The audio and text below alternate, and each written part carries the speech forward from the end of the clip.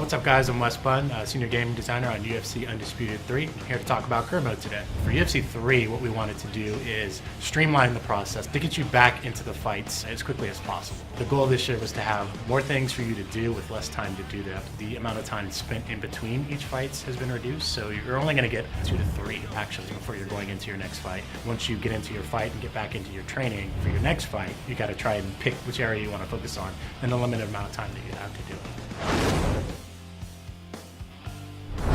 For UFC 3, we wanted to actually tie you more into the brand, into the world and culture of MMA. So all the cutscenes that we've had in the past, they're all gone. This year, we included tons of real-life footage with some of today's top UFC fighters. We call this feature the Career Live Movies feature. So when you're going through career mode and say, for example, you get your first professional win, after the fight, you'll get a short little video with some UFC fighters talking about what it was like when they got their first win, your first loss, your first title shot, the first time you were training.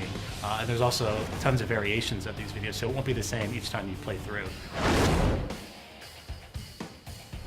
Every training game that you do in UFC 3 actually uses the gameplay mechanics. Some of the trainers did help us come up with ideas for some of the training games, like the tire flip, and we also have another drill where you're working on takedown defense by sprawling on balls that are rolled at you. It's something that the fighters actually do, and something that we can put in as a training game to help you practice your takedown using the actual game mechanics.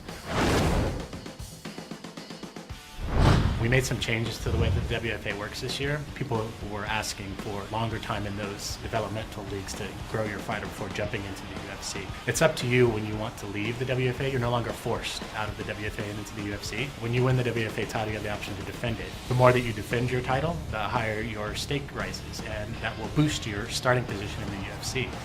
However, if you lose, the offers for the UFC will cease to come to you and you have to work your way back up. In UFC 3, the camp feature is really something I think fans will enjoy. There's 6 real-world camps that you train at this year. You'll actually go to their gym and train in those locations with those fighters to pick up moves. The moves that you learn at each camp this year are unique to each camp, so it makes the camps a little bit more special. Midway through your career, you have the opportunity to actually join and become a member of that camp. You'll get the logo. The trainer from that camp will actually become your trainer in the career mode, so you'll have Greg Jackson in your corner, something that we haven't done in the past. The actual progression of career mode itself is still the same. You'll start out on the Ultimate Fight Nights and undercards of pay-per-views and things like that, trying to work your way up. Once you make it into the pay-per-view stage of your career, you'll start to get offers to actually go over to the Pride organization and compete in a Pride tournament. We didn't want it to be another organization so that you're choosing between spending your time in the UFC or Pride or WFA. So it's WFA, and then once you get to the UFC, it branches into Pride or UFC,